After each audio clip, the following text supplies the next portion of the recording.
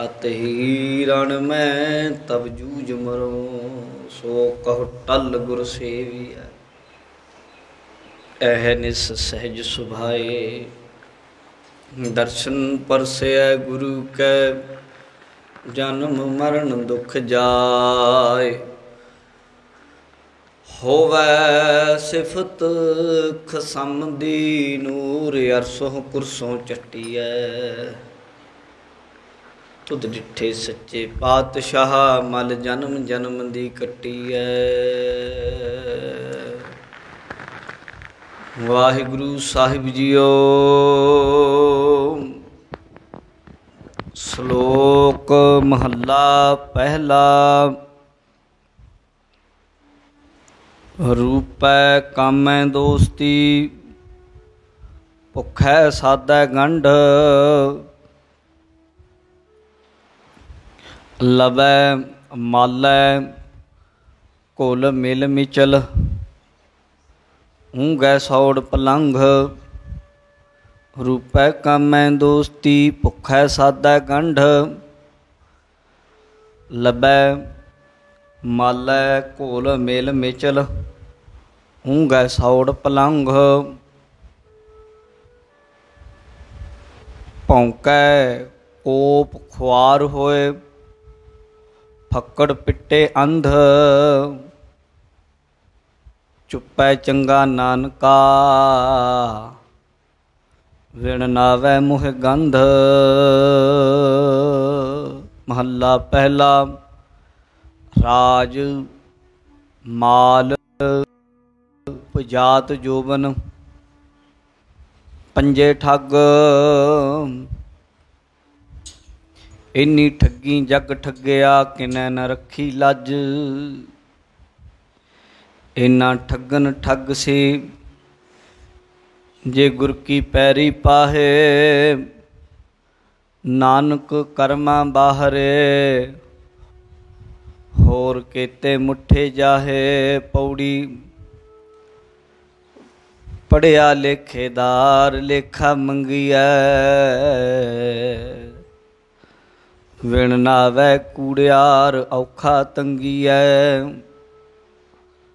आओ घट रुदे राह, गलियां रोकियां।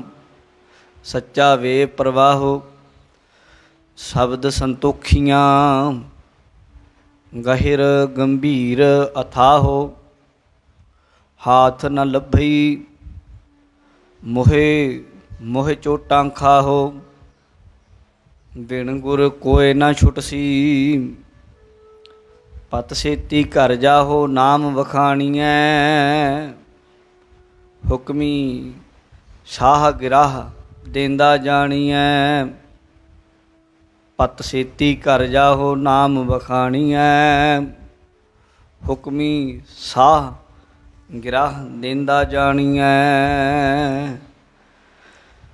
वाहिगुरु जी का खालसा, वाहिगुरु जी की फतेह। जुगो जुग टल चवर छातर तख्त दे मालक, गुरता गद्दी ते विराजमान दसां पातशाहियों दी जोत। धन धन साहिब सतगुरु श्री गुरु ग्रंथ साहिब जी महाराज जी की पावन पवित्र हजूरी अंदर सुभाईमान सतगुरु जी की साजी नवाजी साध संगत जी। गुरु चरनां विच बैठ के इलाही अमृतमई पावन गुरबाणी की शब्द विचार कथा सरवण करन लई आप जी दूरों नेड़े चल के आए हो। बादशाह दरवेश मर्द गमड़े पातशाह धन धन साहिब श्री गुरु गोबिंद सिंह जी महाराज जी के पावन पवित्र स्थान तख्त श्री केसगढ़ साहिब जी विखे दसमेश पिता बाजां वाले पातशाह के चरणों में अपनी हाजरियां लवा रहे हो। अज का जो पावन शब्द आप जी ने सुनिया है, ये पवित्र शब्द गुरु ग्रंथ साहिब जी के 1288 अंग उत्ते सुभायमान है। ਮਲਾਰ ਕੀ ਵਾਰ ਜਿਸ ਦੀਆਂ 22 ਪੌੜੀਆਂ ਆਪ ਜੀ ਨੇ ਕੱਲ੍ਹ ਤੱਕ ਸੁਣ ਲਈਆਂ ਨੇ। ਅੱਗੇ 23ਵੀਂ ਪੌੜੀ ਅਤੇ ਉਸ ਦੇ ਨਾਲ ਸੰਬੰਧਿਤ ਸਲੋਕਾਂ ਦੀ ਵਿਚਾਰ ਅਸੀਂ ਅੱਜ ਸੁਣਨੀ ਹੈ।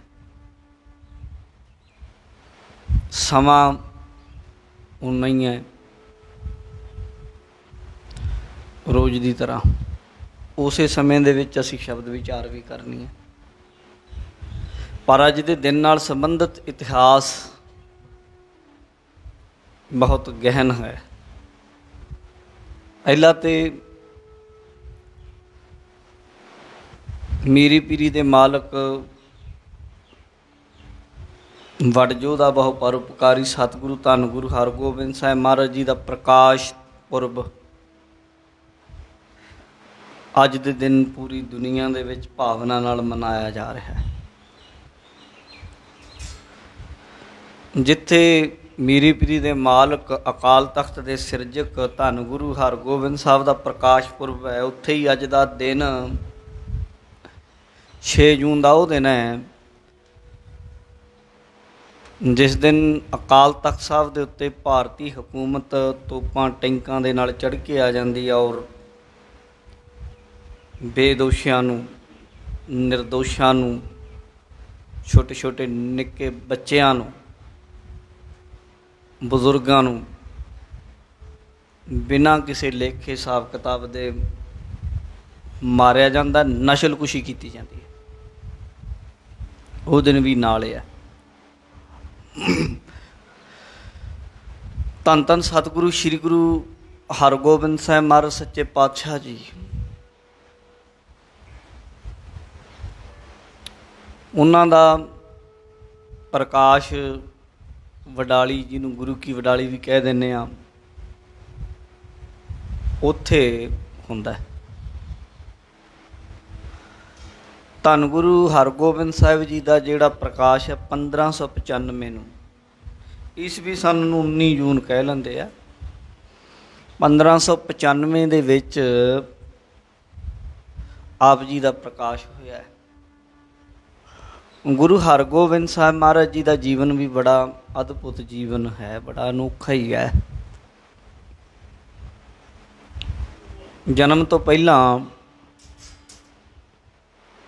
ਇਤਿਹਾਸਕਾਰ ਦੱਸਦੇ ਹਨ ਕਿ ਗੁਰੂ ਅਰਜਨ ਦੇਵ ਸਾਹਿਬ ਮਹਾਰਾਜ ਸੱਚੇ ਪਾਤਸ਼ਾਹ ਜੀ ਦੇ ਵੱਡੇ ਭਰਾ ਪ੍ਰਿਥੀ ਚੰਦ ਜੀ ਦਾ ਨਾਮ ਹੈ, ਉਹਦੇ ਅੰਦਰ ਬੜੀ ਵਾਸ਼ਨਾ ਹੈ ਮਾਲ ਨੂੰ ਲੈ ਕੇ, ਗੁਰਿਆਈ ਗੱਦੀ ਨੂੰ ਲੈ ਕੇ, ਪਰ ਉਹਦੀ ਇੱਛਾ ਪੂਰੀ ਨਾ ਹੋਈ ਕਿਉਂਕਿ ਜਿਹੜੀ ਗੁਰਿਆਈ ਹੈ ਇਹ ਕਿਸੇ ਦੀ ਜੱਦੀ ਨਹੀਂ ਕਹਿ ਸਕਦੇ, ਇਹਨੂੰ ਕਿਸੇ ਦਾ ਹੱਕ ਨਹੀਂ ਕਹਿ ਸਕਦੇ। ਇਹ ਤਾਂ ਪਰਮਾਤਮਾ ਵਾਹਿਗੁਰੂ ਦੀ ਬਖਸ਼ਿਸ਼ ਹੈ। ਇਹ ਤਾਂ ਉਹਨੂੰ ਇਹ ਮਿਲਣੀ ਸੀ ਜਿਹਦੇ ਮਸਤਕ ਦੇ ਉੱਤੇ ਲਿਖੀ ਹੋਈ, ਔਰ ਜੋ ਧੁਰ ਦਰਗਾਹੋਂ ਆਪ ਹੀ ਗੁਰੂ ਸਾਹਿਬ ਆਏ ਹਨ। ਪ੍ਰਿਥੀ ਚੰਦ ਨੂੰ ਆਪਣਾ ਹੱਕ ਸਮਝਦਾ ਰਿਹਾ, ਪਰ ਉਹਦਾ ਜਦੋਂ ਕੋਈ ਵਲ ਛਲ ਨਾ ਚੱਲਿਆ, ਯਤਨ ਤਾਂ ਉਹਨੇ ਬੜੇ ਕੀਤੇ। ਜਦੋਂ ਗੁਰੂ ਅਰਜਨ ਦੇਵ ਸਾਹਿਬ ਮਹਾਰਾਜ ਨੂੰ ਗੁਰਿਆਈ ਸੌਂਪੀ ਗਈ ਹੈ, ਸੇਵਾ ਮਿਲੀ ਹੈ, ਉਸ ਵਕਤ ਉਹਨੇ ਬੜਾ ਝਗੜਾ ਕੀਤਾ। ਪਹਿਲਾਂ ਵੀ ਬੜਾ ਗੁਰੂ ਜੀ ਨੂੰ ਗੁਰੂ ਰਾਮਦਾਸ ਸਾਹਿਬ ਦੇ ਨੇੜੇ ਨਾ ਲੱਗਣ ਦੇਣਾ, ਉਹਨਾਂ ਨੂੰ ਲਾਹੌਰ ਭੇਜਣ ਦੇ ਲਈ ਜਦੋਂ ਗੁਰੂ ਜੀ ਨੇ ਫੈਸਲਾ ਕੀਤਾ, ਉੱਥੋਂ ਚਿੱਠੀਆਂ ਆਉਣੀਆਂ, ਚਿੱਠੀਆਂ ਤੱਕ ਵੀ ਨਾ ਗੁਰੂ ਜੀ ਤੱਕ ਪਹੁੰਚਣ ਦੇਣੀਆਂ। ਫਿਰ ਜਦੋਂ ਗੁਰੂ ਰਾਮਦਾਸ ਜੀ ਉਹਨਾਂ ਨਾਲ ਪਿਆਰ ਕਰਨ ਲੱਗੇ, ਗੁਰੂ ਅਰਜਨ ਦੇਵ ਜੀ ਮਹਾਰਾਜ ਜੀ ਦੀ ਸੇਵਾ ਤੋਂ ਪ੍ਰਸੰਨ ਹੋਏ, ਉਦੋਂ ਫਿਰ ਝਗੜਾ ਕਰਨ ਲੱਗ ਪਿਆ ਇਹ। ਅਤੇ ਮਹਾਰਾਜ ਨੇ ਇਹਨੂੰ ਸਮਝਾਇਆ ਵੀ ਕਾਹੇ ਪੂਤ ਝਗਰਤ ਹੋ ਸੰਗ ਬਾਪ, ਜਿਨ ਕੇ ਜਣੇ ਵਡੀਰੇ ਤੁਮ ਹੋ, ਤਿੰਨ ਸੰਗ ਝਗਰਤ ਪਾਪ। ਉਦੋਂ ਕਹਿੰਦਾ ਸੀ ਮੈਂ ਰਾਜ ਦਰਬਾਰੇ ਤੁਹਾਨੂੰ ਖਿੱਚਾਂਗਾ। ਜਦੋਂ ਗੁਰਿਆਈ ਦੀ ਦਸਤਾਰਬੰਦੀ ਹੋਈ ਹੈ, ਉਸ ਵੇਲੇ ਵੀ ਇਹਨੇ ਆ ਕੇ ਰੌਲਾ ਪਾ ਲਿਆ। ਵੱਡੇ ਪਣੇ ਦੀ ਪੱਗ ਇਹਨੂੰ ਦਿੱਤੀ ਗਈ ਵੀ ਵੱਡਾ, ਪਰ ਗੁਰਿਆਈ ਦੀ ਜਿਹੜੀ ਸੀ ਉਹ ਗੁਰੂ ਅਰਜਨ ਦੇਵ ਸਾਹਿਬ ਮਹਾਰਾਜ ਨੂੰ गुरु रामदास साहब जी गुरगद्दी दे चुके सन, पर इन्हें वक्री अपनी गद्दी लाउणी शुरू कर दी पिरथी चंद ने, और गुरु बन के बैठन लग पिया, संगतां नूं गुमराह करदा रहा। इत्थों तक कि गुरु अर्जन देव साहब कोल एक समा तां ऐसा भी सी कि कोई संगत भी ना जाण देनी इन्हें। प्रशादा भी गुरु घर दे विच कई वार ऐसा लिखिया मिलता है इतिहास विच कि कई वार तो प्रशादा भी मस्ताना ही हो जाता रहा घर दे। भाई गुरदास जी जिस वक्त आए हैं उन्होंने वेख्या माता भानी जी ने लंगर दिता, प्रशादा दिता, छोलियां दे चणियां दे प्रशादे उत्ते थोड़ी जी चटनी रख दी कुट के। उन्हें आख्या की गल हो गई भैन जी, ये की कारण बनया।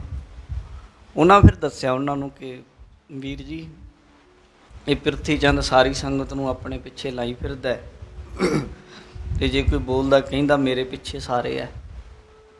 इहदी सरकारे दरबारे भी गलबात है। फिर भाई गुरदास जी ने सियाणे गुरसिखां नाल गलबात कीती, पतवंतियां नाल, सबना ने रल मिल के फिर संगत नूं जागरूक कीता। फिर मुड़ अपने धुरे नाल संगत जुड़ी है। इन्हें जणी बड़ियां कुझियां चालां चलियां। गुरु हरगोबिंद साहब दे प्रकाश तो पहलां भी एक बार एक संगत दे विचों कोई गुरमुख प्यारा बड़ा प्यार वाला प्रेमी घर सी, गुरु साहब नाल संबंधित घराना। उन्हां दियां माईयां ने माता जी माता गंगा जी दे लई एक बड़ा सोहना वस्त्र लैके आंदा दुशाला। गुरु घर का निजम सी जदों भी कोई वस्त्र लैके आना उन्होंने धो के चंगे तरीके नाल साफ सुथरा करके सुका के फिर वरतना उन्होंने, नहीं तो कई थाई जूठे मिठे हत्थ लगे होंदे। लिआंदा उन्होंने धुप लवाउण लई जदों पाया ते पिरथी चंद की घर वाली करमो राणी सी, उहदा नाम करमो। तां नहीं इहियां जिहियां शख्सियतां दा नाम दसीदा, चलो दस दिता, दसी दा तां नहीं, कईयां दे नाम इदां दे हुंदे आ रखे हुए। फिर वो बंदा अपने नाम दे नाल हेट करन लग जांदा भी मेरा नाम करमो है, कोई बीबी दा नाम होवे।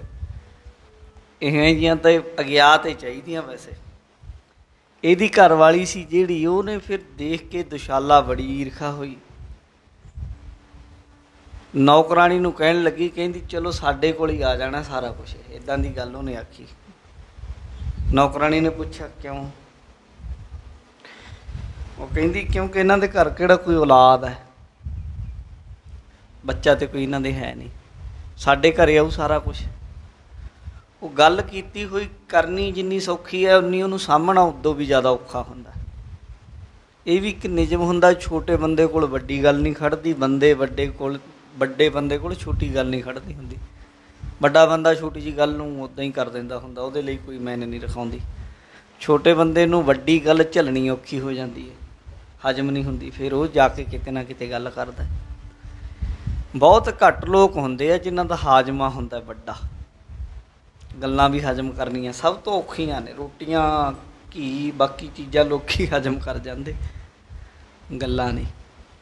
वो इत्थों गई जाके सीधी गुरु साहब दे घर चली गई। माता गंगा जी के चरणों च जाके आख्या, कहंदी जी मैं एक गल करनी। इउं आख्या उन्हें तुहाडे बारे। माता जी बड़े ही सियाणे सन, बहुत समझदार सन। उन्होंने आख्या कोई ना, गुरु नानक दे घर किसी चीज़ का घाटा नहीं, वो बेसमझी च गल कर रही है, कोई ना तू अपना काम कर, इदां दी गल्लां नहीं करी दी, इधरों उधरों नहीं गल्लां करी दी होंदी। उन्होंने समझा के तोरिया तो महाराज जी आए, गुरु अर्जन देव साहब अगे बेनती की, सच्चे पातशाह ये माड़ियां गल्लां करते, गुरु घर दे लई इन्हां दे मन विच वैर भावना है, संगत नूं गुमराह करदे, तुसीं किरपा करो। गुरु अर्जन देव साहब जी ने फिर उन्होंने दस्या भी गुरु घर किसी चीज़ का घाटा नहीं, पर निजम सारिਆਂ ਦੇ उत्ते लागू हुंदा है। जिन्हें भी कुछ लैना है उन्होंने सेवा तो करनी पैनी है, भावें साडे परिवार का ही जी क्यों ना हो। सेवा चों गुरु घर बख्शिश हुंदी है। कहंदे अच्छा जी फिर किदां करा महाराज? कहंदे सत्कारयोग बाबा बुढ़ा जी साडे प्यो ਤੋਂ ਵੀ ਵੱਡੀ ਉਮਰ ਦੇ ਆ, ਬਜ਼ੁਰਗ ਹੈ। ਕਿਉਂਕਿ ਗੁਰੂ ਨਾਨਕ ਦੇਵ ਜੀ ਨੂੰ ਮਿਲੇ ਸੀ ਜਦੋਂ ਇਹ, ਉਦੋਂ ਵੀ ਇਹਨਾਂ ਦੀ ਉਮਰ 10-11 ਸਾਲ ਦੀ ਸੀ, ਬਾਬਾ ਬੁੱਢਾ ਜੀ ਦੀ।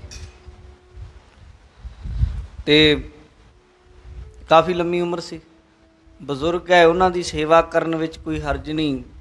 ਗੁਰਮੁਖਾਂ ਦੀ ਖੁਸ਼ੀ ਵਿੱਚ ਗੁਰੂ ਦੀ ਪਰਮਾਤਮਾ ਦੀ ਖੁਸ਼ੀ ਹੈ। ਫਿਰ ਮਾਤਾ ਗੰਗਾ ਜੀ ਬੜੇ ਸਤਿਕਾਰ ਨਾਲ ਬਾਬਾ ਬੁੱਢਾ ਜੀ ਦੇ ਲਈ ਪ੍ਰਸ਼ਾਦਾ ਪਾਣੀ ਆਪ ਤਿਆਰ ਕਰਕੇ ਪਹੁੰਚੀ ਹੈ ਸੰਗਤ ਸਮੇਤ।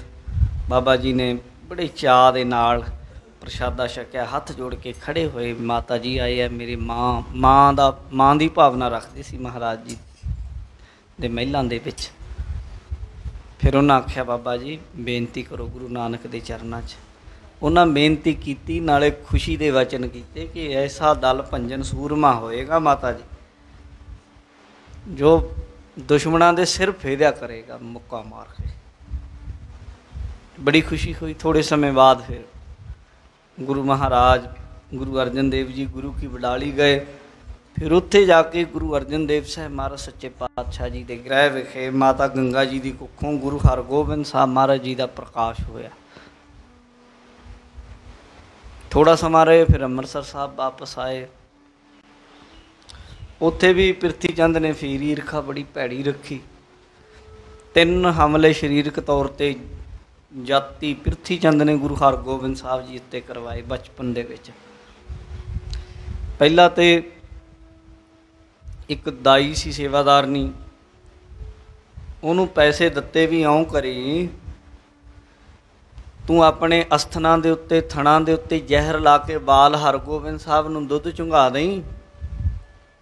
ਜ਼ਹਿਰ ਨਾਲ, ਜ਼ਹਿਰੀਲਾ ਦੁੱਧ ਚੁੰਘਣ ਦੇ ਨਾਲ ਬੱਚੇ ਦੀ ਜਾਨ ਚਲੀ ਜਾਏਗੀ, ਨਾ ਤੇਰੇ 'ਤੇ ਗੱਲ ਆਏਗੀ, ਕੋਈ ਪਤਾ ਵੀ ਨਹੀਂ ਲੱਗਣਾ। ਉਹਨਾਂ ਟਾਈਮਾਂ 'ਚ ਕਿਹੜਾ ਕੋਈ ਇੰਨੀ ਅੱਜ ਦੀ ਤਰ੍ਹਾਂ ਕੋਈ ਰਿਪੋਰਟਾਂ ਆਉਂਦੀਆਂ ਸਨ ਵੀ ਕੀ ਹੋਇਆ, ਕਿੱਦਾਂ ਹੋਇਆ। ਉਹਨੇ ਜਦੋਂ ਇੱਦਾਂ ਹੀ ਕੀਤਾ, ਕੋਲ ਗਈ, ਜ਼ਹਿਰ ਜ਼ਿਆਦਾ ਤੇਜ਼ ਸੀ, ਉਹਦੇ ਆਪਣੇ ਹੀ ਸਰੀਰ ਨੂੰ ਚੜ੍ਹ ਗਈ। ਮਰਦੀ ਨੇ ਆਪਣਾ ਗੁਨਾਹ ਕਬੂਲ ਕਰ ਲਿਆ, ਦੱਸ ਗਈ।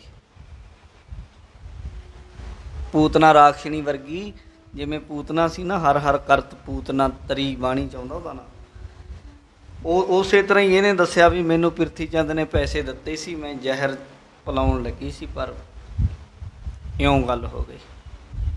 ਮਹਾਰਾਜ ਨੇ ਆਖਿਆ, ਕੋਈ ਨਾ, ਤੂੰ ਸੱਚ ਬੋਲ ਦਿੱਤਾ, ਤੈਨੂੰ ਪਛਤਾਵਾ ਹੈ, ਤੇਰਾ ਉਧਾਰ ਹੋਵੇ, ਸ਼ੁਭ ਗਤੀ ਹੋਵੇ ਤੇਰੀ, ਚੰਗਾ ਜਨਮ ਮਿਲੇ, ਮੁੜ ਤੈਨੂੰ ਮੌਕਾ ਮਿਲੇ। ਉਸ ਤੋਂ ਬਾਅਦ ਪ੍ਰਿਥੀ ਚੰਦ ਨੇ ਇੱਕ ਗੁਰੂ ਘਰ ਦਾ ਖਿਡਾਵਾ ਸੀ, ਬ੍ਰਾਹਮਣ ਸੀ, ਉਹਨੂੰ ਖਰੀਦਿਆ। ਉਹਨੂੰ ਆਖਿਆ, ਦਹੀਂ ਜੋ ਬਾਲ ਹਰਗੋਬਿੰਦ ਸਾਹਿਬ ਨੂੰ ਪਿਲਾਈ ਦੀ, ਉਹ ਦਹੀਂ 'ਚ ਜ਼ਹਿਰ ਪਾ ਕੇ ਮਾਰ ਦੇ। ਦਹੀਂ ਦੇ ਵਿੱਚ ਜ਼ਹਿਰ ਪਾਈ ਉਸਨੇ, ਪਰ ਵਾਹਿਗੁਰੂ ਅਕਾਲ ਪੁਰਖ ਦਾ ਹੀ ਰੂਪ ਗੁਰੂ ਸਾਹਿਬ, ਉਹਨਾਂ ਦਹੀਂ ਖਾਧੀ ਹੋਣੀ, ਜ਼ੋਰ ਲਾ ਲਿਆ ਉਹਨੇ। ਉਹਦਾ ਪਾਜ ਇੱਦਾਂ ਉਗੜਿਆ, ਜਦੋਂ ਦਹੀਂ ਨਾ ਖਾਣ, ਰੋਈ ਜਾਣ, ਉੱਚੀ ਉੱਚੀ ਚੀਕ ਮਾਰ ਦਿੱਤੀ।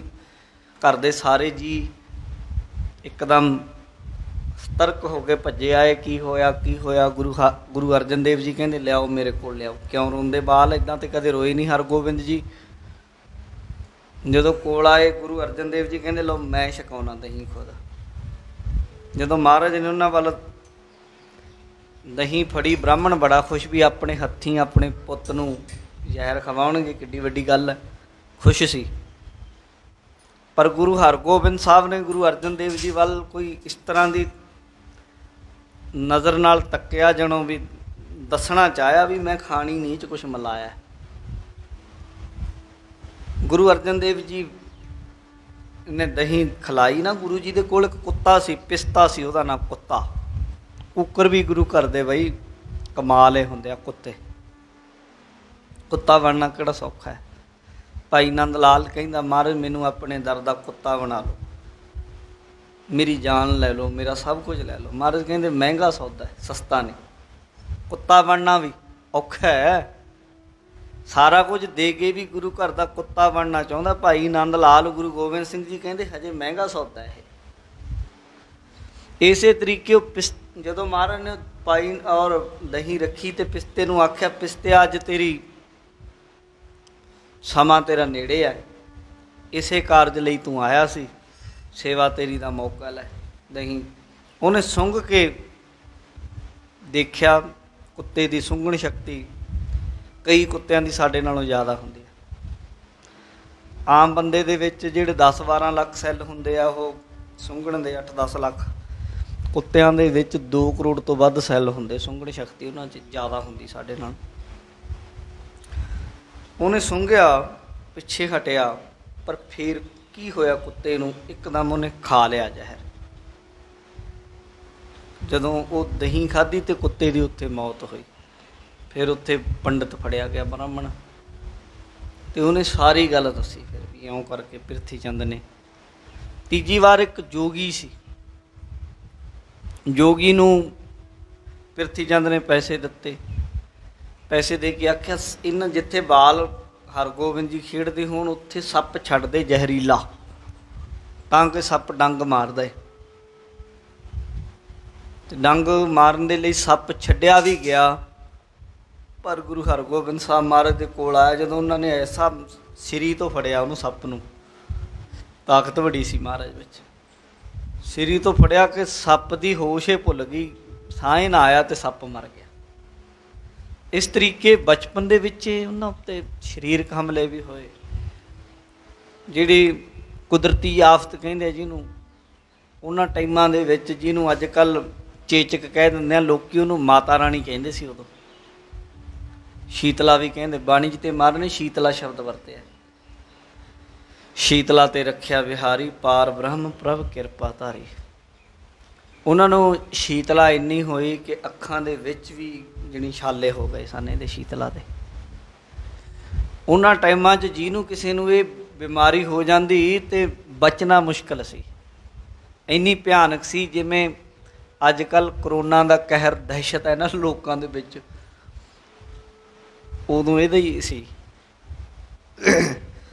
ते इन्हां नूं ओह भी, पर उहदे विच भी इह 9/9 गुरु नानक की किरपा के नाल, आप ही गुरु नानक सी ते फिर प्रगट होए। इस तरीके उन्होंने गुरु हरगोबिंद साहब महाराज जी, इन्हां दा शरीर बड़ा बली सी, बड़े योधे सन, बड़े सूरमे सन, बहादुर सन। गुरु अर्जन देव साहब महाराज की संगत विच इन्हां ने सब गुण हासिल किए। भाई गुरदास जी, बाबा बुढ़ा जी होना दे कोलों इन्हां शस्त्र विद्या, बाबा बुढ़ा जी दे कोलों गतका सिक्ख्या सी गुरु हरगोबिंद साहब महाराज ने, सोटियां चलाउणियां, शस्त्र विद्या बहुत इन्हां दा ऐसा अद्भुत जीवन है। तो उन्होंने फिर अकाल तख्त साहब 1609 दे विच, थोड़े साल की उम्र सी उदों, 1595 दे विच जन्म हुंदा, प्रकाश हुंदा, ते 1609 दे विच फिर श्री अकाल तख्त साहब की सिरजना हुंदी है। इस तरीके इन्हां फिर बैठ के अकाल तख्त साहब ते मीरी पीरी दियां 2 तलवारां पहन के जबर जुल्म का टकरा करन दे लई सानू राजनीति अते धर्म, धर्म अते राजनीति दोवां दा वल गुरु हरगोबिंद साहब ने सिखाया है। उन्हां दे प्रकाश पुरब दियां बहुत बहुत वधाइयां। दूसरा जिहड़ा दिन है श्री अकाल तख्त साहब जी दे उत्ते भारती फौज दे वल्लों हमला होना, इस गल दी चीस, इस गल दी रड़क, इस गल दा शिकवा, इस गल दा रोस सिखां नूं रहना ही रहना। सानू कहा जांदा भुल जाओ, तुसीं ते अज तक वो नहीं भुले, रावण माता सीता नूं चुक के लै गया ते अज तक उहदे पुतले फूकदे हो, ते डेट नहीं पता किन्ने हज़ारां साल पहलां लै गया चुक के। हर साल एक माता सीता नूं लै गया, तुसीं उहदे जाके 10 सिर वटते, उहदा राज भाग खोलिया, नेस्तो नबूद करता, उहदी लंका सोने की साड़ के सवाह कर दित्ती। फिर भी तुसीं उहनूं मरे तो बाद भी उहनूं मारदे, रूह हर साल उहनूं साड़दे रावण। तुहाडे ਸਾਹਿਤ विच उहनूं निंदिया गया, माड़ा कहा गया। हालांकि किहड़े कारणां करके लैके गया ये कुल दुनिया नूं पता है कि उहदी भैण दा नक लक्ष्मण ने पहलां वड्ढिया। लक्ष्मण जी ने फिर उन्हें आख्या भी जे मेरी भैन का नक सरूप नखा दा उन्हें वड्ढिया, मैं भी उन्हों का नक वड्डांगा। फिर इस तरीके माता सीता नूं लैके गया। पर एक गल इतिहासकार कहिंदे कि उन्हें कहा कुछ नहीं माता सीता नूं। सब तो सोहना जिहड़ा बाग सी उस बाग च लिजा के रखिया उन्हें माता सीता नूं, और पुछदा रहा, धक्का नहीं कीता उन्हें। ਉਹਦੇ ਨਾਲ ਭਾਵੇਂ ਹੁਣ ਹੋਰ ਜੋ ਮਰਜ਼ੀ ਗੱਲਾਂ ਜੋੜੀ ਚੱਲੋ ਕਿ ਉਹਨੂੰ ਸਰਾਪ ਲੱਗਿਆ ਸੀ, ਨੇੜੇ ਨਹੀਂ ਸੀ ਜਾ ਸਕਦਾ, ਐ ਨਹੀਂ ਨਾ, ਆਪਣੀਆਂ ਗੋਲੀਆਂ ਆਪਣੀਆਂ ਸੇਵਾਦਾਰਨੀਆਂ ਵੀ ਭੇਜਦਾ ਰਿਹਾ, ਵਿਆਹ ਕਰਾਉਣ ਦੇ ਲਈ ਵੀ ਉਹ ਕਰਦਾ ਰਿਹਾ ਅਰਜ਼, ਪਰ ਕਿਸੇ ਤਰ੍ਹਾਂ ਦਾ ਧੱਕਾ ਨਹੀਂ ਕੀਤਾ। ਪਰ ਇੰਨੇ ਸਾਲਾਂ ਦੀ ਮਤਲਬ ਹਜ਼ਾਰਾਂ ਸੈਂਕੜੇ ਸਾਲ ਪਹਿਲਾਂ ਜੋ ਕੁਝ ਹੋਇਆ ਉਹ ਗੱਲ ਤੁਹਾਡੇ ਅੱਜ ਵੀ दिल च उकरी हुई आ, हर साल याद करते। तो साडे अकाल तख्त साहब नूं ढा दिता बिना ही गल्लों, तो सानू कहंदे भुल जाओ। इदां किदां हो सकदा? शिकवा रहना, रड़क रहनी इस गल दी। ये सानू गुलामी दा एहसास कराया, सानू दस्सिया कि तुसी गुलाम हो।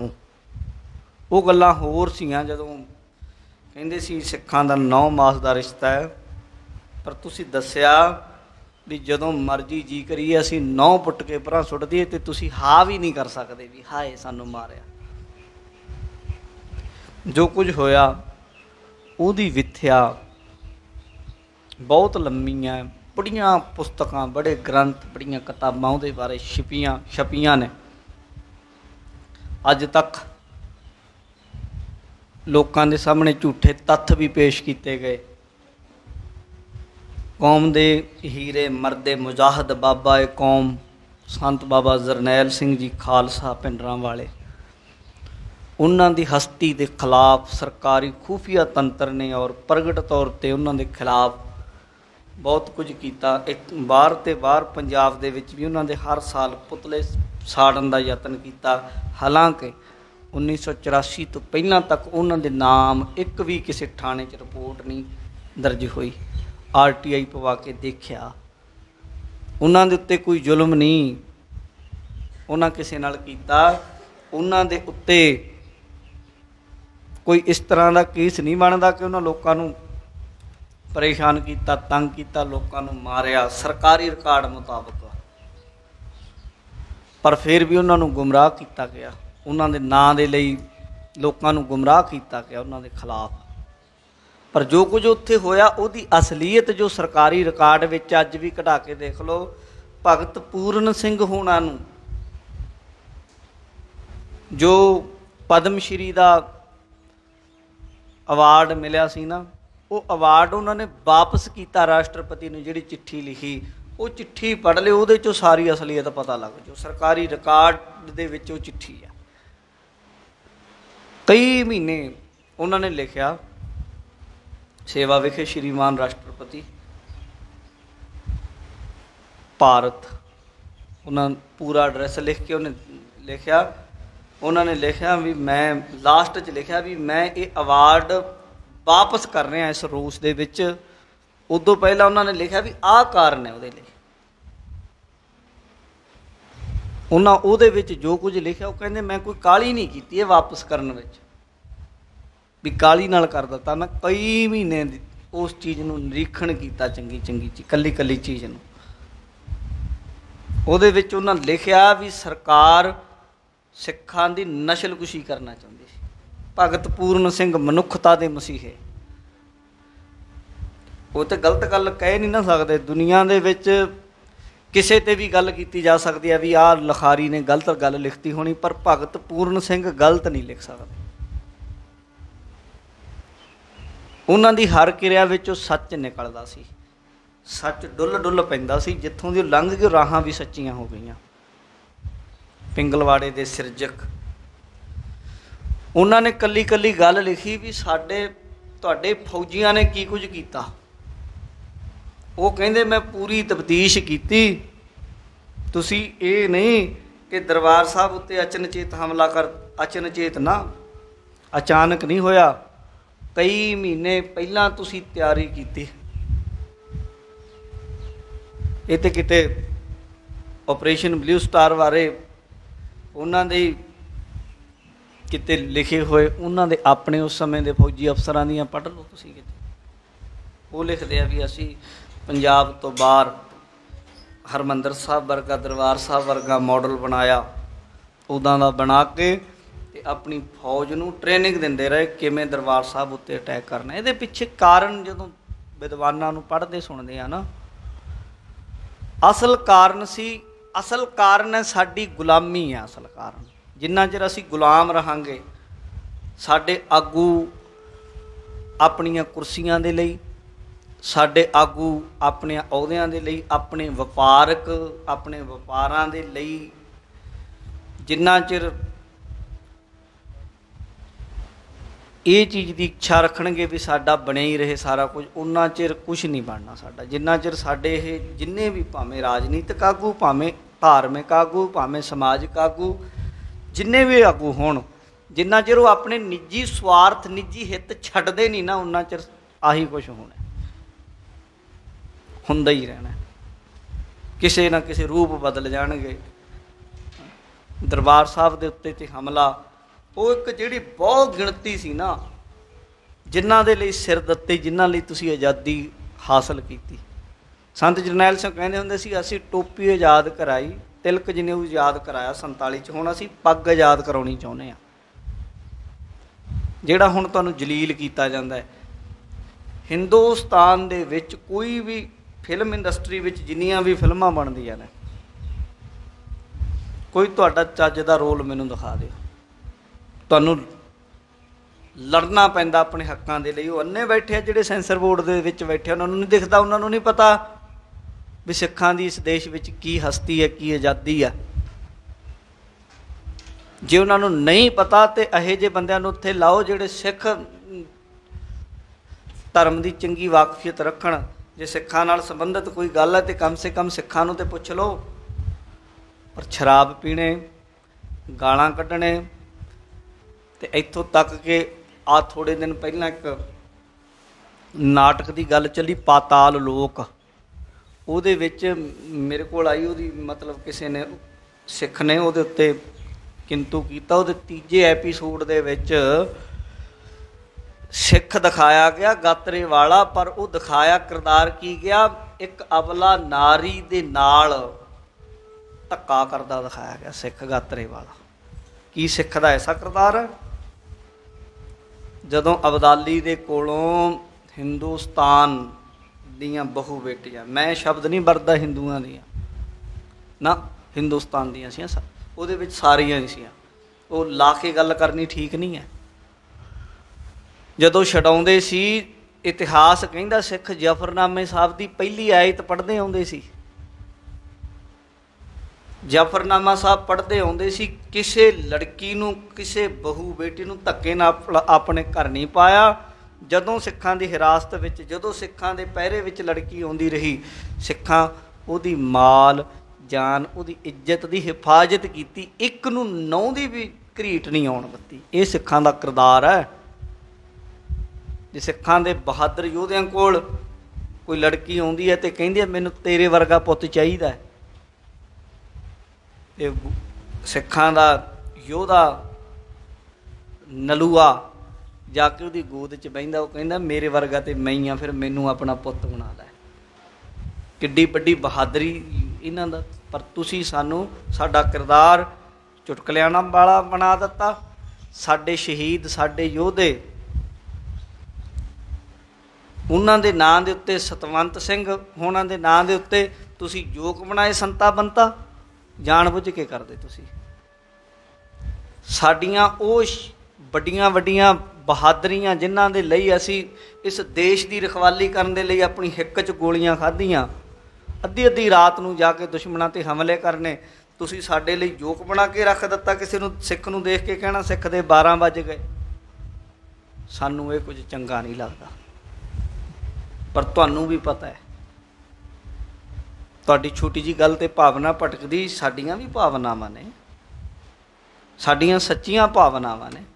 ਸਾਡੇ ਕਿਰਦਾਰ ਦੇ ਉੱਤੇ, ਸਾਡੇ ਗੁਰੂ ਸਾਹਿਬਾਨਾਂ ਦੇ ਉੱਤੇ, ਸਾਡੇ ਇਤਿਹਾਸ ਦੇ ਉੱਤੇ ਤੁਸੀਂ, ਤੁਹਾਡੇ ਸਾਹਿਤ ਵਿੱਚ ਉਹ ਕੁਝ ਲਿਖਿਆ ਜਾ ਰਿਹਾ ਹੈ ਜੋ ਸਾਡੇ ਤੋਂ ਜਰਿਆ ਨਹੀਂ ਜਾਂਦਾ। ਤੁਸੀਂ ਲਿਖਦੇ ਤੇ ਅੰਨੇ ਵਾਹ ਚਲਾਈ ਜਾਂਦੇ, ਸਾਨੂੰ ਦੁੱਖ ਲੱਗਦਾ। ਭਗਤ ਪੂਰਨ ਸਿੰਘ ਨੇ ਉਹ ਗੱਲ ਲਿਖੀ, ਕਹਿੰਦੇ ਤੁਸੀਂ ਜੋ ਕੁਝ ਕੀਤਾ, ਤੁਹਾਡੇ ਫੌਜੀਆਂ ਨੇ ਛੋਟੇ ਛੋਟੇ ਬੱਚਿਆਂ ਨੂੰ ਪਿਆਸੇ ਰੱਖਿਆ, ਜੇ ਉਹਨਾਂ ਨੂੰ 24-24 ਘੰਟਿਆਂ ਬਾਅਦ ਪਾਣੀ ਵੀ ਦਿੱਤਾ, ਉਹਦੇ ਵਿੱਚ ਸਿਗਰਟਾਂ ਘੋਲ ਦਿੱਤਾ, ਅਤੇ ਫੌਜੀਆਂ ਨੇ ਇਹ ਗੱਲ ਆਖੀ, ਲਓ ਪੀਓ, ਤੁਹਾਡੇ ਗੁਰੂ ਦਾ ਪ੍ਰਸ਼ਾਦ ਹੈ। ਇਹ ਗੱਲ ਰਾਸ਼ਟਰਪਤੀ ਨੂੰ ਲਿਖਦਾ ਭਗਤ ਪੂਰਨ ਸਿੰਘ। ਕਹਿੰਦਾ ਕੀ ਇਹ ਇਨਸਾਨੀਅਤ ਹੈ? ਇਨਸਾਨੀਅਤ ਤੋਂ ਬਹੁਤ ਥੱਲੇ ਡਿੱਗ ਕੇ ਕੀਤੀ ਹੋਈ ਗੱਲ ਹੈ। ਉਹਨਾਂ ਲਿਖਿਆ ਆਪਣੀ ਚਿੱਠੀ ਵਿੱਚ, ਤਰਨਤਾਰਨ ਸਾਹਿਬ,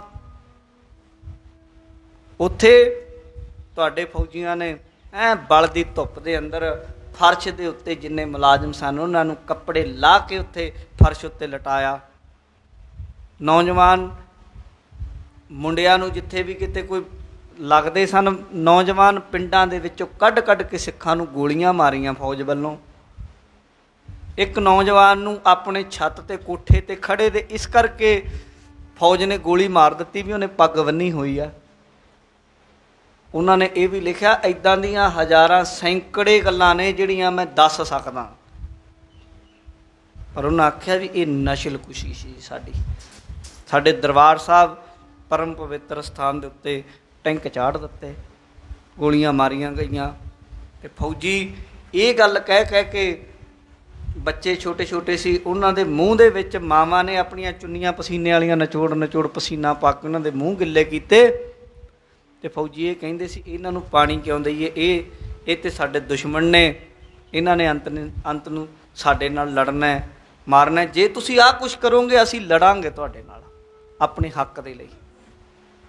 ਅਸੀਂ ਜੇ ਸਾਡੇ ਕਿਸੇ ਫੌਜੀ ਵੀਰ ਨੂੰ ਕੁਝ ਹੁੰਦਾ ਹੈ, ਸਾਡੇ ਵੀ ਫੌਜ ਵਿੱਚ ਨੇ, ਸਾਡੀ ਸਿੱਖ ਰੇਜਮੈਂਟ ਹੈ, ਸਾਡੇ ਆਪਣੇ ਹੈ, ਸਾਡੇ ਮਰਦੇ ਆ ਤੁਹਾਡੇ ਲਈ, ਦੇਸ਼ ਦੇ ਲਈ। ਤੁਹਾਡੀਆਂ ਰਾਜਨੀਤੀਆਂ ਭੈੜੀਆਂ ਨੇ, ਅਸੀਂ ਤਾਂ ਮੁਹੱਬਤ ਦਾ ਪੈਗਾਮ ਦਿੰਦੇ ਹਾਂ, ਪਰ ਜਦੋਂ ਕਿਤੇ ਲੋੜ ਹੁੰਦੀ ਸਿੱਖ ਸਭ ਤੋਂ ਅੱਗੇ ਹਿੱਕ ਡਾਹ ਕੇ ਅੜਦੇ ਆ, ਖੜ੍ਹਦੇ ਆ। ਪਰ ਕੀ ਤੁਹਾਨੂੰ ਇਹੀ ਸਬੂਤ ਦੇਣਾ ਪਏਗਾ ਸਾਨੂੰ ਕਿ ਅਸੀਂ ਇਸ ਦੇਸ਼ ਦਾ ਹਿੱਸਾ ਵੀ? ਤੁਸੀਂ ਸਾਡੇ ਧਾਰਮਿਕ ਸਥਾਨਾਂ ਨੂੰ ਢਾਹ ਦਿਓ, ਸਾਡੀ ਜਿੰਦ ਜਾਨ ਦੇ ਉੱਤੇ ਟੈਂਕ ਚਾੜ ਦਿਓ, ਅਤੇ ਅਸੀਂ ਤਾਂ ਵੀ ਆਖੀਏ ਭਾਰਤ ਮਾਤਾ ਕੀ ਜੈ, ਭਾਰਤ ਮਾਤਾ ਕੀ ਜੈ, ਅਤੇ ਫਿਰ ਤੁਸੀਂ ਸਾਨੂੰ ਮੰਨੋਗੇ ਵੀ ਅਸੀਂ ਇਸ ਦੇਸ਼ ਦੇ ਵਸਨੀਕ ਹਾਂ, ਅਸੀਂ ਇਸ ਦੇਸ਼ ਨਾਲ ਵਫਾਦਾਰੀ ਕਰਦੇ ਹਾਂ। ਨਹੀਂ ਚਾਹੀਦੀ ਸਾਨੂੰ ਇਹੀ ਜਿਹੀ ਵਫਾਦਾਰੀ, ਅਸੀਂ ਨਹੀਂ ਵਫਾਦਾਰ ਹਾਂ, ਅਸੀਂ ਨਹੀਂ ਆਪਣੇ ਅਸਥਾਨ ਟਿਵਾਉਣੇ, ਅਸੀਂ ਆਪਣੇ ਅਸਥਾਨ ਬਣਾਉਣੇ ਹੈ। ਅਸੀਂ ਅਰਦਾਸ ਕਰਦੇ ਹਾਂ, ਚੌਂਕੀਆਂ ਝੰਡੇ ਬੁੰਗੇ ਜੁੱਗੋ ਜੁੱਗ ਟੱਲ, ਧਰਮ ਕਾ ਜੈਕਾਰ। ਜੇ ਅਸੀਂ ਸਰਬੱਤ ਦੇ ਭਲੇ ਦੀ ਅਰਦਾਸ ਕਰਦੇ ਹਾਂ, ਉਹ ਸਰਬੱਤ ਦੇ ਭਲੇ ਦੀ ਅਰਦਾਸ ਤੋਂ ਪਹਿਲਾਂ ਚੌਂਕੀਆਂ ਝੰਡੇ ਬੁੰਗੇ ਜੁੱਗੋ ਜੁੱਗ ਟੱਲ ਦੀ ਗੱਲ ਕਰਦੇ ਹਾਂ, ਬਾਅਦ 'ਚ ਨਾਨਕ ਨਾਮ ਚੜ੍ਹਦੀ ਕਲਾ ਤੇਰੇ ਭਾਣੇ ਸਰਬੱਤ ਦਾ ਭਲਾ ਦੀ ਗੱਲ ਕਰਦੇ ਹਾਂ, ਉਹਦੇ ਵਿੱਚ ਸਿੱਖ ਵੀ ਆਉਂਦੇ ਸਰਬੱਤ ਦੇ ਭਲੇ ਵਿੱਚ। ਪਰ ਤੁਸੀਂ ਉਹ ਕੁਝ ਕੀਤਾ ਜੋ ਅਸਹਿ ਸੀ।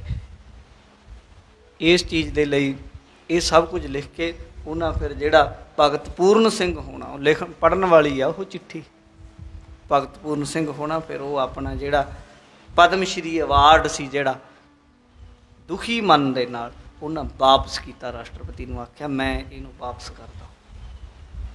ਇਹ ਕੁਝ ਸਾਡੇ ਨਾਲ ਹੋਇਆ। ਉਹ ਦਿਨ 6 ਜੂਨ ਦਾ 1984 ਦਾ ਅੱਜ ਦਾ ਦਿਨ ਹੈ।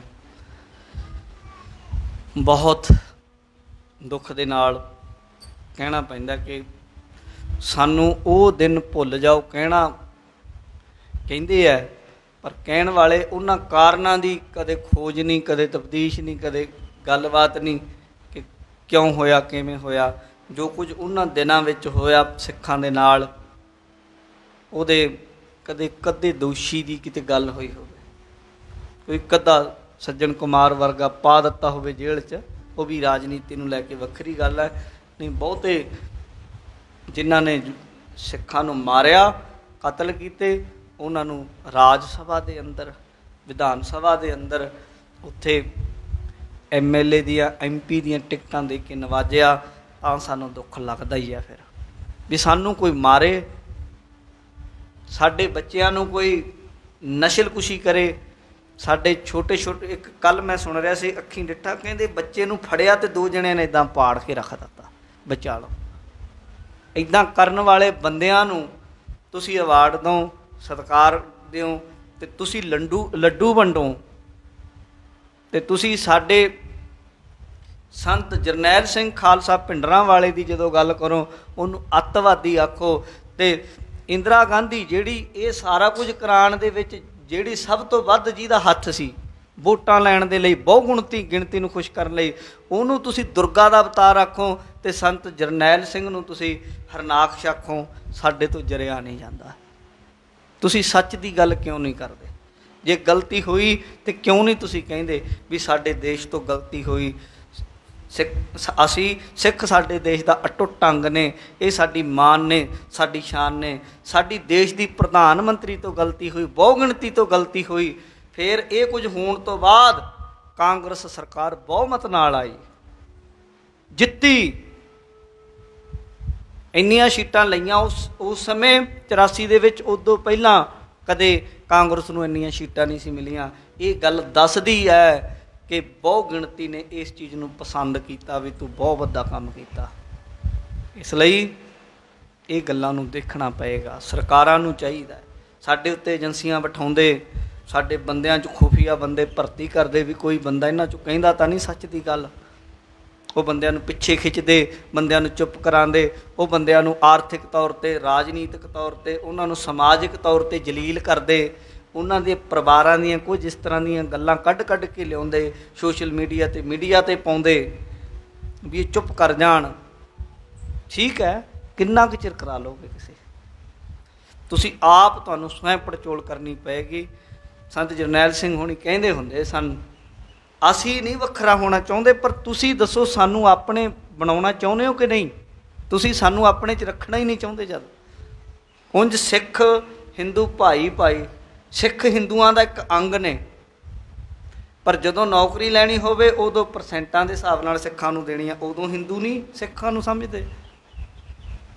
ਜਦੋਂ ਕੋਈ ਕਹਿ ਲਓ ਕਿ ਗੱਲਬਾਤ ਕਰਨੀ ਆ, ਅੱਤਵਾਦੀ ਕਹਿਣਾ, ਉਦੋਂ ਸਿੱਖ ਅੱਤਵਾਦੀ ਨੇ। ਕੋਈ ਸਿੱਖ ਗਲਤੀ ਕਰਦੇ, ਆ ਪੰਜਾਬ ਦੇ ਵਿੱਚ ਪੰਜਾਬੀਆਂ ਨੇ ਸੰਨੀ ਦਿਓਲ ਨੂੰ ਜਿਤਾ ਕੇ ਭੇਜਿਆ, ਪਰ ਜਦੋਂ ਉਹਨੇ ਕਿਤੇ ਪਟਿਆਲੇ ਦੇ ਵਿੱਚ ਇੱਕ ਘਟਨਾ ਘਟੀ ਨਿਹੰਗ ਸਿੰਘਾਂ ਦੀ ਅਤੇ ਪੁਲਿਸ ਦੀ ਆਪਸੀ ਝੜਪ ਦੀ, ਸਭ ਨੂੰ ਦੁੱਖ ਹੋਇਆ ਉਸ ਗੱਲ ਦਾ ਵੀ ਇਹ ਗਲਤ ਹੋ ਗਿਆ, ਇਹ ਕੰਮ ਹੋਣਾ ਨਹੀਂ ਸੀ ਚਾਹੀਦਾ। ਪਰ ਉਦੋਂ ਉਹ ਸਿੱਖ ਨੇ, ਸਾਹਮਣੇ ਵਾਲੇ ਜਿਹੜਿਆਂ ਨੇ ਇਹ ਗੱਲ ਕੀਤੀ, ਝਗੜਾ ਕੀਤਾ, ਲੜਾਈ ਕੀਤੀ, ਉਦੋਂ ਇੱਕ MP ਝਟਪਟ ਬੋਲ ਪੈਂਦਾ, ਇਹਨਾਂ ਦੇ ਹੱਥ ਵੱਢ ਦੇਣੇ ਚਾਹੀਦੇ ਆ। ਪਰ ਜਦੋਂ ਛੋਟੇ ਛੋਟੇ ਬੱਚਿਆਂ ਨੂੰ ਤਿਹਾਏ ਮਾਰ ਦਿੱਤਾ, ਫੌਜਾਂ ਨੇ ਗੋਲੀਆਂ ਮਾਰ ਦਿੱਤੀਆਂ, ਪੰਜਾਬ ਦਾ ਹਰ ਚੁਰਾਹਾ ਇਹ ਗੱਲ ਕਹਿੰਦਾ ਕਿ ਇਸ ਚੁਰਾਹਿਆਂ ਦੇ ਵਿੱਚ ਨੌਜਵਾਨਾਂ ਨੂੰ ਮਾਰਿਆ, ਤੁਹਾਡਾ ਇੱਕ ਵੀ ਬੰਦਾ ਹਾਂ ਦਾ ਨਾਅਰਾ ਨਹੀਂ ਮਾਰ ਸਕਦਾ ਵੀ ਗਲਤ ਹੋਇਆ। ਅਤੇ ਫਿਰ ਤੁਹਾਨੂੰ ਇਹ ਗੱਲ ਦੀ ਸੋਚ ਕਰਨੀ ਪਏਗੀ ਕਿ ਫਿਰ ਫਰਕ ਕੀ ਹੈ। ਅਸੀਂ ਅੱਤਵਾਦੀ, ਭਾਰਤੀ ਮੀਡੀਆ ਨੇ ਪੂਰਾ ਜ਼ੋਰ ਲਾ ਦਿੱਤਾ, ਹਾਏ ਸਿੱਖਾਂ ਨੇ ਪੁਲਿਸ ਨਾਲ ਲੜਾਈ ਕਰਨ ਲਈ, ਹਾਏ ਸਿੱਖਾਂ ਨੇ ਹੱਥ ਵੱਢ ਦਿੱਤਾ। ਸਾਨੂੰ ਅਫਸੋਸ ਹੈ ਇਸ ਗੱਲ ਦਾ, ਪਰ ਉਦੋਂ ਹੱਥ ਵੱਢਦੇ ਹੈ ਜੇ ਕੋਈ ਕੰਮ ਹੁੰਦਾ, ਉਦੋਂ ਸਿੱਖ ਜੋਕ ਬਣਾਓ ਤਾਂ ਸਿੱਖਾਂ 'ਤੇ ਬਣਾਓ, ਉਹ ਹਿੰਦੂਆਂ ਤੋਂ ਵੱਖਰੇ ਹੈ। ਪਰ ਜੇ ਸਿੱਖ ਆਪਣੀ ਕੋਈ ਗੱਲ ਮੰਗਦਾ ਆਪਣਾ ਹੱਕ, ਅਤੇ ਉਦੋਂ ਸਿੱਖ ਹਿੰਦੂ ਇਹ ਹੈ, ਸਾਡਾ ਹੀ ਅੰਗ ਹੈ। ਫਿਰ ਦੋਹਰੀ ਨੀਤੀ ਸਾਨੂੰ ਚੁਭਦੀ ਹੈ ਸਾਹਿਬ ਜੀ। ਇਹਦੇ ਲਈ ਤੁਹਾਨੂੰ ਸੋਚਣਾ ਪਏਗਾ, ਇਹਦੇ ਲਈ ਕੋਈ ਯੋਗ ਉਪਰਾਲੇ ਕਰਨੇ ਪੈਣਗੇ। ਦਬਾ ਕੇ ਨਹੀਂ ਰੱਖਿਆ ਜਾ ਸਕਦਾ। ਜਾਂ ਤਾਂ ਇਹਨਾਂ ਨੂੰ ਮਾਰੇ ਦਿਓ, ਜਾਮਾ ਹੀ ਖ਼ਤਮ ਕਰ ਦਿਓ, ਜੇ ਤੁਸੀਂ ਕਰ ਸਕਦੇ ਆ। ਜਿੰਨਾ ਚਿਰ ਦੁਨੀਆ 'ਤੇ ਕਿਸੇ ਵੀ ਕੋਨੇ 'ਚ ਇੱਕ ਵੀ ਸਿੱਖ ਹੈ, ਉਹ ਆਪਣੇ ਹੱਕ ਦੀ ਗੱਲ ਕਰੇਗਾ ਹੀ ਕਰੇਗਾ।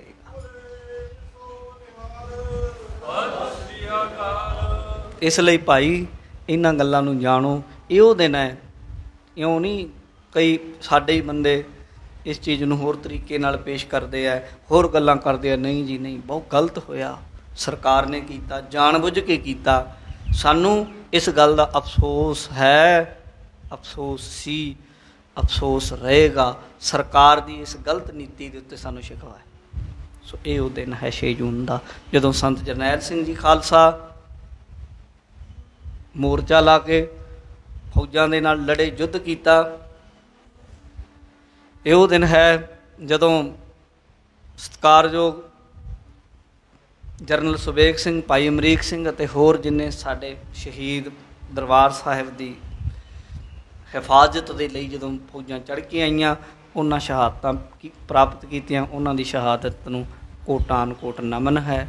ਸੋ ਹੁਣ ਆਪਾਂ ਸਮਾਪਤੀ ਕਰਦੇ ਹਾਂ, ਕਿਉਂਕਿ ਸ਼ਬਦੀ ਵਿਚਾਰ ਦੇ ਲਈ ਹੁਣ ਆਪਣੇ ਕੋਲ ਅੱਗੇ ਸਮਾਂ ਨਹੀਂ ਹੈ। ਆਪਾਂ ਕੱਲ੍ਹ ਨੂੰ ਵਿਚਾਰ ਕਰਾਂਗੇ।